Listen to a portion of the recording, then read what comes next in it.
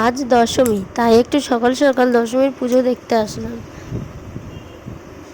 পুজো শেষ হয়ে গিয়েছে, এবার সবাই প্রণাম করে নিচ্ছে।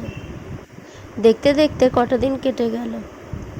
যখন মনে হচ্ছিল পুজো শুরু হবে কত আনন্দ, আর এখন মায়ের আবার যাওয়ার সময় হয়ে গেল। পুজো করা হয়ে গিয়েছে, এবার সব কিছু আমরা গুছিয়ে রাখছি। সন্ধ্যাবেলা মাকে বরণ করা হবে, সবাই বরণ করতে আসবে মাকে। আমার তো ঠিক পুজোর সময়ে এসেই ঠান্ডা লেগে গিয়েছে, গলার ভয়েসটা একদমই বার হচ্ছে না, আমি তো কথাই বলতে পারছি না, আর শোনাও খুব বিরক্ত করছে। পুজো শেষ হয়ে গিয়েছে, এবার এই জলের মধ্যে মায়ের মুখ দেখছে। জলের মধ্যে মায়ের মুখ খুব স্পষ্টভাবেই দেখা যাচ্ছে। বিকালবেলা সোনাকে নিয়ে এসেছি মাকে প্রণাম করার জন্য, কারণ একটু পরেই এত লোকজন আসবে যে আমার ছোট্ট সোনাকে আর দেখাই যাবে না, লোকজনের ভিড়ে কোথায় হারিয়েই যাবে।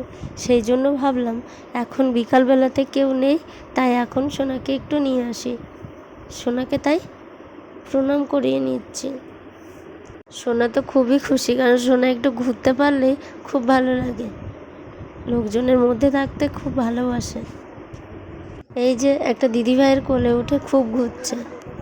সন্ধ্যা হয়ে যাচ্ছে কিন্তু তবু বাড়িতে যাওয়ার কোনো ইচ্ছা নেই, এখানেই থেকে গেলে মনে হয় ভালো হতো। ঘুরতে দিলে খাওয়াও লাগবে না, ঘুমও লাগবে না।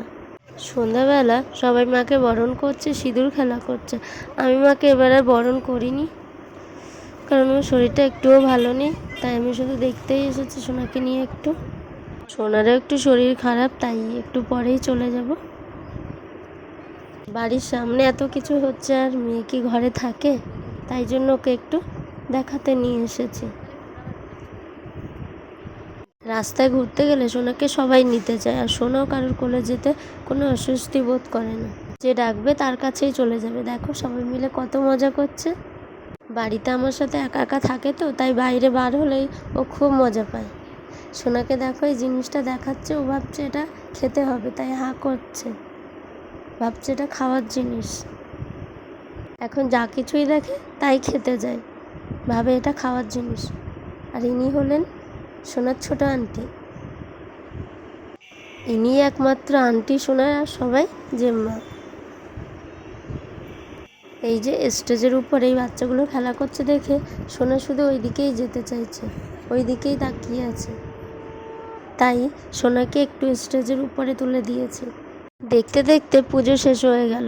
এবার তো সোনা কোলে উঠে তাই স্টেজে উঠেছে। সামনের বছর ও নিজেই উঠে এখানে নাচানাচি করবে, খেলা করবে, তখন আর কোলে আর উঠবে না।